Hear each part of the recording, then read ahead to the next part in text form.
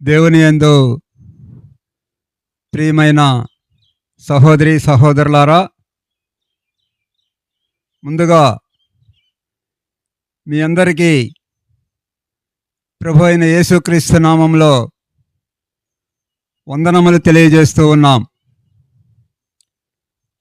దయచేసి మేము చెప్పే ఈ కొద్ది మాటలను శ్రద్ధగా ఆలకించమని ఆ ప్రభు పేరిట మనవి చేస్తూ ఉన్నాం.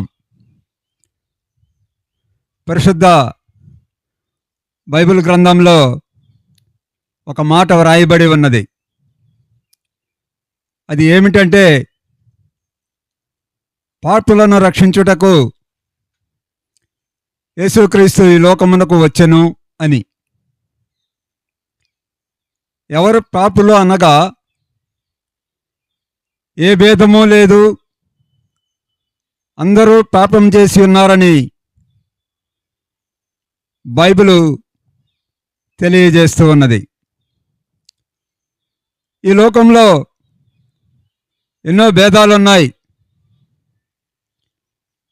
భాషా భేదము, రంగు భేదము, ప్రాంతీయ భేదము, ఇలాగున అనేక భేదాలున్నాయి. అయితే పాపము విషయంలో ఏ భేదమూ లేదు. అందరూ పాపం చేసిన వారుగా ఉంటూ వస్తున్నారు. అందరిలో పాప లక్షణాలు ఉంటూ ఉన్నాయి. పాపము అనగా దేవుని మాట వినకపోవడం, అబద్ధాలు మాట్లాడడం, చెడుగా తలంచడం, మోసం చేయడం, ఇలాంటివన్నీ కూడా పాపపు లక్షణాలే. ఈ పాపపు లక్షణాలు మనుషులందరిలో ఉంటూ ఉన్నాయి. ఈ పాపములను బట్టి మనుషులకు శిక్ష ఉంటుంది. ఆ శిక్ష ఏదనగా పాతాళము. ఆ పాతాళము పాపం చేసిన వారిని పట్టుకుంటుందని బైబిల్లో వ్రాయబడి ఉన్నది. అంటే పాపులైన వారికి పాతాళము అనే శిక్ష ఉంటుంది. ఆ పాతాళంలో అగ్ని ఉంటుంది.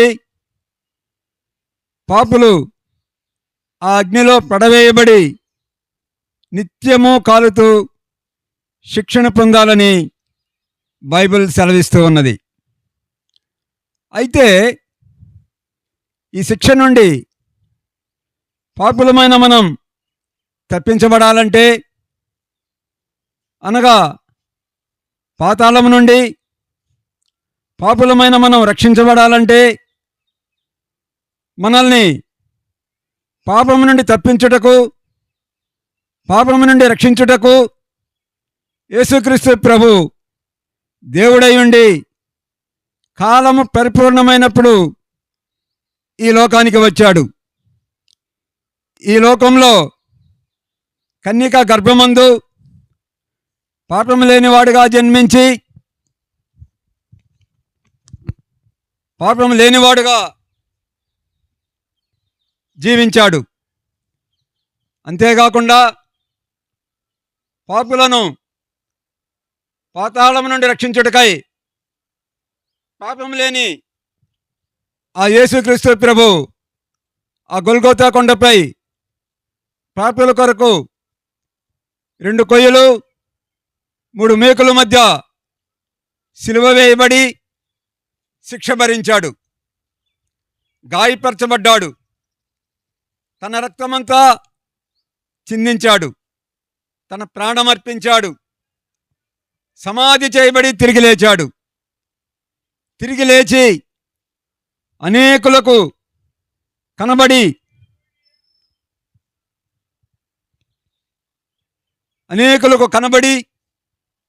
ఆయన పరలోకానికి ఆరోహణమైపోయాడు. పరలోకానికి వెళ్ళిన ఆ ప్రభు త్వరలో మరలా తిరిగి రానయ్యున్నాడు.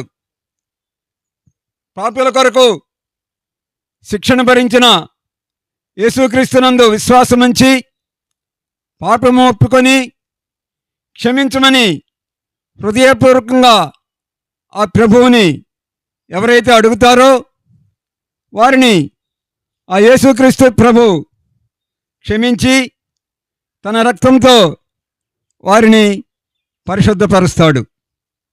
ఈ విధంగా పాప క్షమాపణ పొంది పరిశుద్ధపరచబడిన వారు పాపం ద్వారా వచ్చే శిక్ష నుండి అనగా పాతాళం నుండి రక్షింపబడతారు.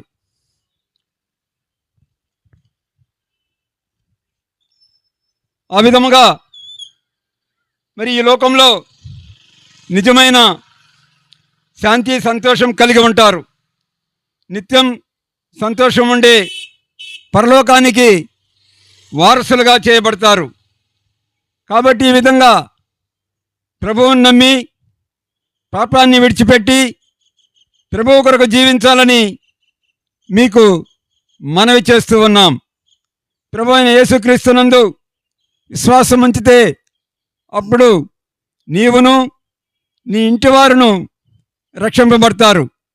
కాబట్టి ఇంత గొప్ప రక్షణను మనము నిర్లక్ష్యం చేసిన యెడల శిక్ష నుండి ఎలా తప్పించుకుంటాము ఒకసారి ఆలోచించండి. కనుక ఇప్పుడే మిక్కిలి అనుకూలమైన సమయం, ఇదే రక్షణ దినం. ఈ మాటలు ఆలకించిన మీరు ఆ యేసుక్రీస్తు ప్రభుపై నమ్మకం విశ్వాసం ఉంచి అనేక మేలులు దీవెనలు పొందాలని ఆ ప్రభు పేరిట కోరుచున్నాము. ఆ ప్రభు మిమ్మల్ని, మీ ఇంటి వారిని, ఈ ప్రాంతంలోని ప్రజలందరినీ దీవించబడాలని ప్రార్థిస్తూ ఉన్నాం. మా ప్రియులారా, ఇంకా ప్రభువైన యేసుక్రీస్తు వారిని గురించి మీరు ఎక్కువగా తెలుసుకునే దాని కొరకు మనకు సమీపంలోనే తుమ్మపూడి గ్రామంలో మెయిన్ రోడ్ దగ్గరలోనే ఆర్సిఎం స్కూల్ దగ్గర బేతనియా ప్రార్థనా మందిరం ఉన్నది.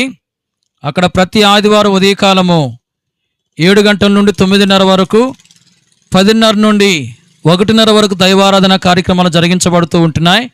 వారంలో ఆయా కూడికలు జరిగించబడుతూ ఉంటున్నాయి. దైవ సేవకులు కుటుంబంగా అక్కడ ఉంటున్నారు. మీ అందరినీ ప్రేమతో ప్రభు అయిన యేసుక్రీస్తు నామములో ఆహ్వానిస్తూ ఉంటున్నాం. ఈ స్థలాన్ని విడిచి వెళ్ళక ముందు మీ క్షేమం కొరకే మేము ప్రార్థన చేస్తాం. పరిశుద్ధుడైన మా తండ్రి, ఈ ప్రాంతంలో ఉన్న ప్రజలకు మీ రక్షణ సువార్తను మేము ప్రకటిస్తూ వచ్చాము. ఈ ప్రాంత ప్రజలందరూ మీ నామములో విశ్వాసం ఉంచి పాపక్షమాపణ పొంది నీతిమంతులుగా తీర్చబడి పరలోకానికి వారసులుగా చేపట్టకు సహాయం చేయండి. ఎవరైతే ఈ ప్రాంతంలో అనారోగ్యంతో బాధపడుతున్నారో వారిని స్వస్థపరచండి. ఎవరైతే సమస్యలు ఇబ్బందుల్లోనో వారికి సహాయం చేయండి. ఈ ప్రాంతం నుంచి అనేకులను బేతనియాకు నడిపించండి. ముందుకెళ్తున్న మీ సన్నిధిని మాకు తోడుగా ఉంచమని మీ కృప కలిగిన హస్తములకు అప్పగించుకుంటూ యేసుక్రీస్తు ప్రభు నామమున ప్రార్థించి స్తుతించి వేడుకొనుచున్నాం తండ్రి. ఆమేన్.